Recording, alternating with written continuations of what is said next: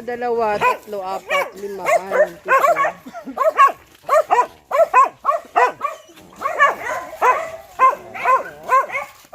Ate, magtanim kayong lahat. Kamatis, kaliksto. Guluhin niyo yung buhay ng dalawa doon. Bay, tulungan mo muna sila, bay, lahat, bigyan lahat ng lupa. Mas makisuyo lang.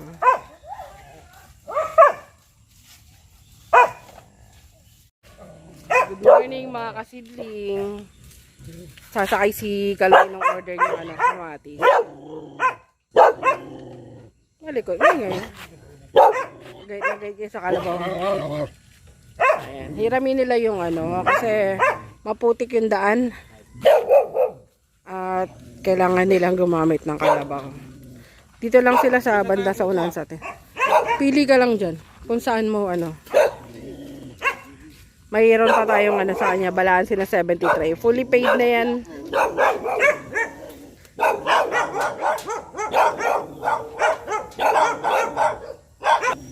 So, iwanan muna natin sila. Magsasakay sila ng kamatis nila. Laki ng siya yung may-ari ng kalabaw. O, tara na. Nag-deliver sila Andy ng ng kamatis ng talong sa may Nueva Vizcaya. At mamaya pa yung balik nun. Ang haba, ang layo ng Vizcaya, ilaw silang biyahe nila. Tapos pagdating dito, pagod na pagod. Kasi walang tulog. Tanim day po tayo ngayon. Kamatis yung ating tinatanim. At saka kaliksto. Bye! Naisa ko na? Pabigyan mo sa kanya. Anong sili yon? Taiwan? Sige, sayang. Maliwanag ang bukas. Ayan po. Di pa nila nasikaso ang pagbabaklas ng ating bubong. So, ayan tanim, kamatis at saka kaliksto. So, good news. May pa-order po tayo kahapon na 500 tray. Uy, bongga! Isang tao lang po yan. Yung kamatis. Hi, boy! Ito, bata pa to. Nandito na to. Naglalaro pa lang. Ngayon, nagtatrabaho na. Ayan. Kamatis din. Si Ate Perla at saka si Ate Risa. Kamatis. Aray ko. Tsaka yung natin, escort. Ang poging City Soy. Morning, Soy. Ba't ikaw lang, kaya ba yan? Mas maganda sana kung dalawa.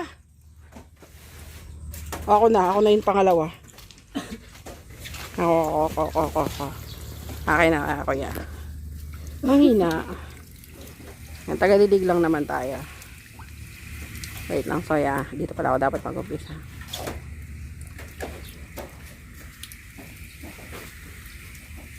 Pwede na yan.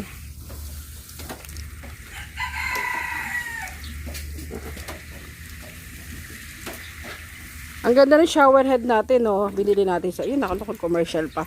Binili natin saan to? Shopee. Nag-ads pa ako.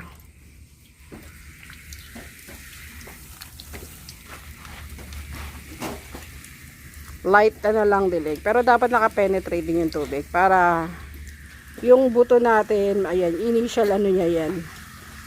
Para lumambot yung buto, yung seed coat at mag-open.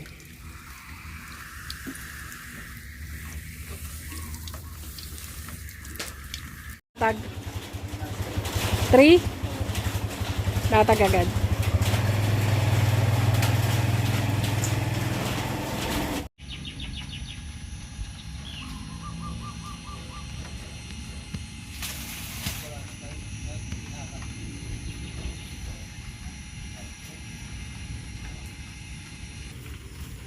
Yan, latag na uli sila, bay.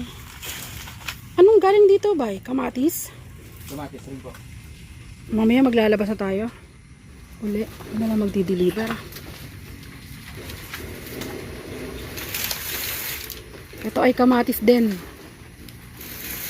Ito yung tinanim ng mga bata kanina, so kailangan na ilatag uli. Agad-agad.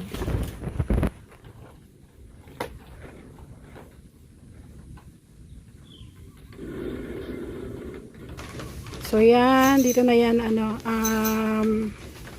dito na yan tatakipan para mas mabilis yung trabaho nila.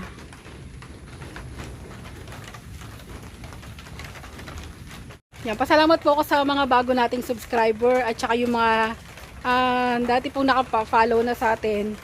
Kaya lang hindi na tayo sinasuggest ni YouTube. At ayan, nakita na muli tayo dahil kay Sir Jimmy. Salamat po ulit sa pagdalaw sa ating channel, no. Ito na naman ako. Problema natin, yung pinatanim natin 300 tray, and I think nakasya na rito yung 300 tray. May konti na lang kailangang space. Tapos may order tayong 500 tray na talong for December. Yun yung problema nating space. And sile, panigang, kailangan yun for December. For December na rin, makakahabol pa yun. Ito na yung yung sili na hinatid sa atin. Kailangan na natin tong ilabas dahil nga kailangan natin ng space at saka ang dami na po nag-follow up sa atin. Ang laki ng problema ko sa kamatis. Wala na akong supply. Ito na lang. Labas na natin to para magkaroon po tayo ng space. Mamaya hapon magdi-deliver tayo. Shala natin yung sili nitong. May order siya sa ating 50 trays na Magica. Pasensya na po naman, lapit ng camera sa mukha ko. Mas prefer ko na kasi yung gumamit po ng cellphone kaysa po yung mga mga camera po. Dahil mas parang para maedad lang, ganyan, hirap-hirap ako sa pag-i-edit, yung inililipat pa yung mga gadget, ay nililipat pa yung memory card. Wala rito, ano pa itong napuntahan ko? Kamatis pa rin. Lunch time na. Oh my God. Ang sakit talaga yung ulo ko, makasidling sa sitwasyon ng natin ngayon. Wala tayong space, tapos nagkakabentahan, walang pula, walang space. Buti na lang maganda yung bundok natin. Hey. Dapat dinala nyo na rito yung kaldero. Ang ulam ay, as usual, favorite lutuin. Tinola! Ganun yung bagong Ganun yung bagong pagtawag sa tinola. Tinola! Ang lupit naman magsili nito. Totoo ba yan? Isang buong sili? Hindi hati-hati kami. Pero ganun ka tiba yung niya sa anghang. Ito rin, buong sili rin, hindi ko carry. Tinola! Sabi mo mama, Tinola! Dali ba? Ayan. Diyos ko. Ayan problema natin. Matagal natin sitwasyon to yung kanya-kanyang pwesto. So siguro talagang need na talaga ng isang long dining table. Ba't natatawa ka So yun, mayroon din dito. Sabog-sabog talaga. Kawawa kanya-kanya. Yan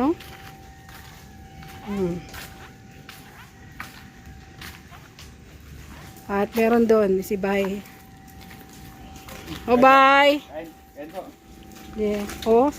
Kanya-kanyang hanapan ng pwesto. Tapos ito si Am-Am. Kaon, mahaw. Ito si Am-Am Daming doggies. Am-Am, nag-am-am ka na. Nag-am-am ka na, baby. Say hi. Hi. Say say hi. Dali, papakita ko yung video mamaya. Dali na. Say hi. Hi. Say hi na. Ten, ten, ten, ten. Dali na. Ten, ten, ten, ten, ten, ten. Nag-amam ka na, be? Amam ka na? Tara na, tara. Tara, amam tayo. Napaso. Kawawa. Yayay. Ha? Wawa. Ha? Init? Init? Gamutin ka? No? Net? Mag-hi ka na. Hi. Say hi, ganun oh. Hi. Dali na, say hi. Hi. Ayan. Tapos, may shipment ng asparagus. Here. Yan po. Shipment ng asparagus. Tinutuyo pa natin. Today yan. And it's time for eating. Kakain naman tayo. Wow!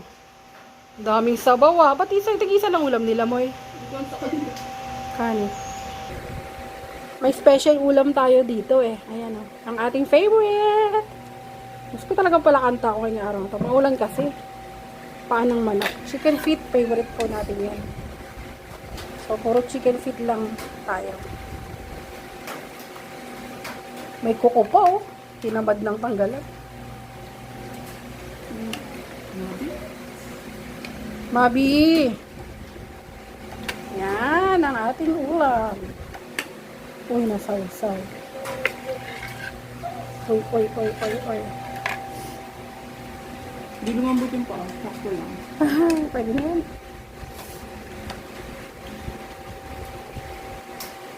Ampo!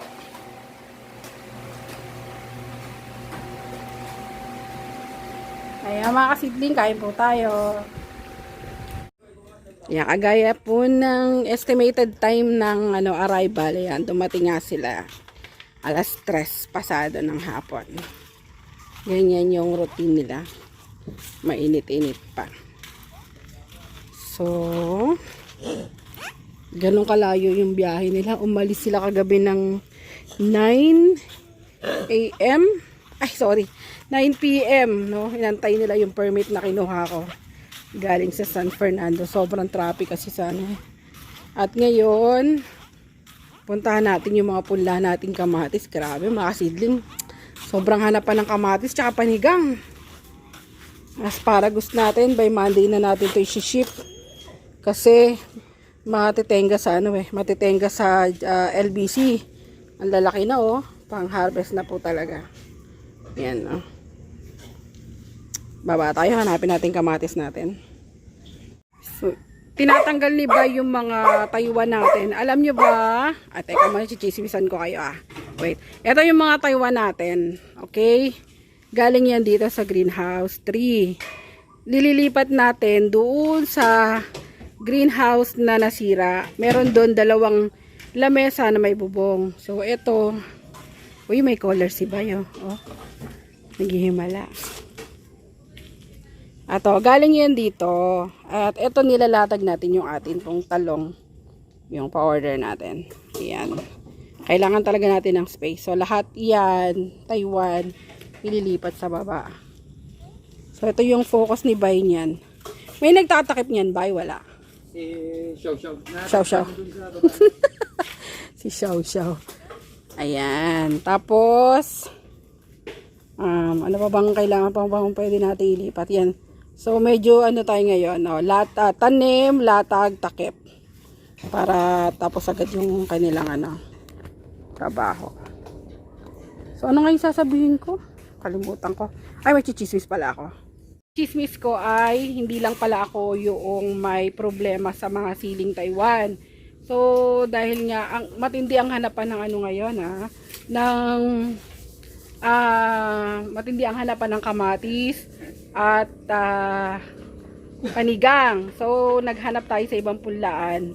Tapos, ilan punlaan na yung nakausap natin. Yung chismis ko lang naman ay, so, yung problema ko sa Taiwan, hindi lang ako nag-iisa. So, yung ibang mga kilala nating nagpupunla ay thousands seedling tray yung malalaki nila na Taiwan. So, ano yung pwedeng mangyari dyan? Pwedeng mangyari dyan, pagdating ng mga ilang mataas na naman yung ceiling Taiwan.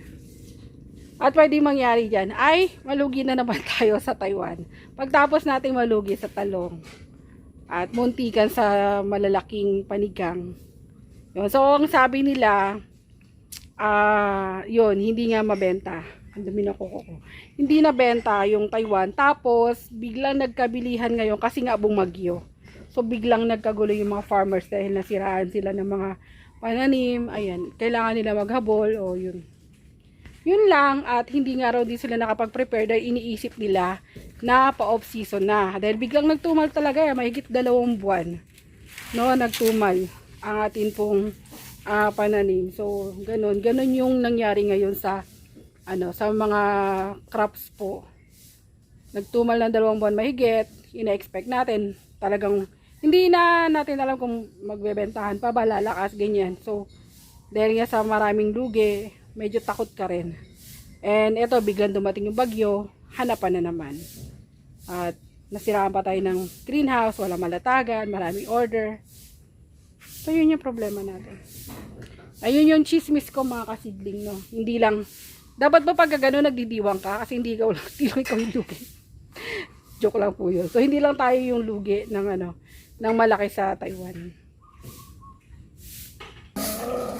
Puyat. Wala pang tulog.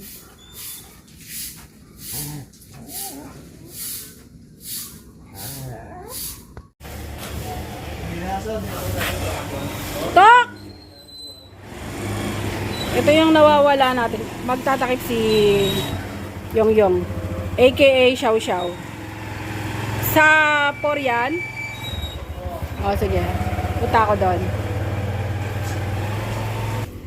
Ayan, sa nagtatanong kung kamusta yung nawawalang aso. Ito po. Ito yan. TikTok! Siya po ay nanliligaw doon sa kapitbahay nating aso. Kasi hindi siya makadiskarte sa mga aso dito eh. Yung TikTok. Napakaliit lang nito pero ang laki ng sakit ng ulong binibigay sa amin ito. Nakailang pagpapa-anti-rabies na kami sa mga pumupunta rito kasi siya yung nangangagat. Tignan nyo kung gaano lang kaliit yan. Oh. Midget. Toki-toki. Na, toki-toki. Yan po. Si TikTok. Si Benok. Si Mikay, si Timmy, si Tiny. Tiny! May bisita.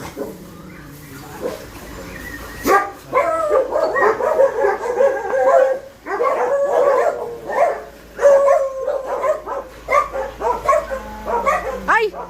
Hello, sir. Madilim. May kala ko kung sino. Dumating yung natin stocks ng peat moss. Ayan ang lakas ng boses ko. Peat moss po.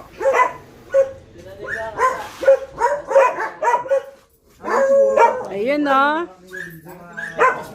Oo nga eh. Si Sir Benny po ng Rambo. Ayun sir, kakaway ka naman sa vlog ko syempre. Galing po Bataan. Galing daw pa pong Bataan. Ito yung isa sa ingredients ng natin, ng soil mixture para po sa ating punla. Peat moss. Ayan. Order natin. Ilan dala mo, sir?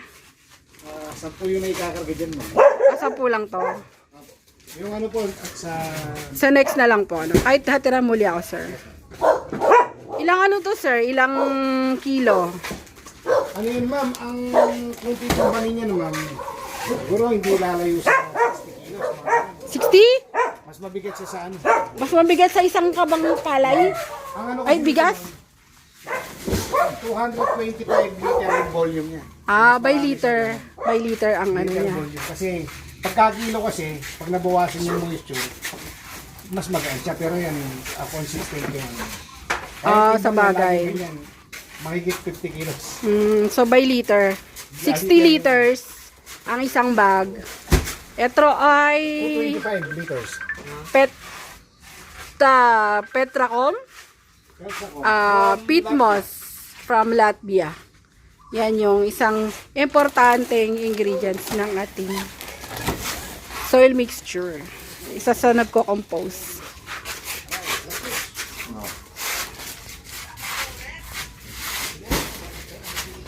Yung gamit naman natin dyan, konti lang. Siguro, compost, mga 10%. 10% lang ng ano. So, yung anong ang ginagawa niyan, yung observation lang namin, kapag ka nagmamadali kang magpalaki ng punla, yan, napakabilis po niya magpalaki. At saka, mas healthy, mas malalaki agad yung dahon ng bossing, no? Mas malalaki agad yung dahon ng punla pagka mayroon peat moss. Yung ginagawa natin ngayon, wala siyang peat moss kasi naubusan na nga. At ngayon lang uli dumating. Okay na, nakailang kayong ano? Tinalikuran ako. Wait, si Kuya Junjun muna yung aking i-vlog. Spraying uli tayo, ha? So, ayan. Kuya Junjun na puyat. Tingnan mo. Bago yung sprayer niya, kaya malaki. Na Jun, masarap pang-spray Jun. Bago yung kanyang sprayer, oh. Yan, abot na abot. So, may halong fungicide, insecticide. Ayan, meron tayong schedule ng ating ano. So, minsan nag-fail tayo. Kaya nagkakaproblema talaga. So, tatry nating magpaka-consistent again. Parang diet lang yun, no? Pagpapapayat. Pag inconsistent ka, pumapalpak pa rin. So, kailangan talaga consistency. Tama ba? So, yan, spray. Tapos, yan. Tapos na sila magtanim. Nakapila sa CR. Ay, si Sepe, bayaran na natin. Mura lang yung ano. Mura lang, no? Pricey siya, pero sulit naman. Ang ganda ng epekto na, ano, sa dahon. Malalaki agad yung dahon niya. Tapos mabilis siyang lumaki. Kasi kumpleto na yung nutrients. Oh. Meron siyang white peat at saka black peat. Ganyan, makaiba? Dalawang component kasi yan, white peat at saka black peat. Okay. Ha? Quality yung kape. Kape na quality. Quality na gawa na sir. So, yung mga kasilig, tapusin mo natin yung vlog natin. Kasi Yung matching sorter, ano? magkakape muna sila. Tapos, hahatid natin yung mga bata. Si Mr. Quality man, no?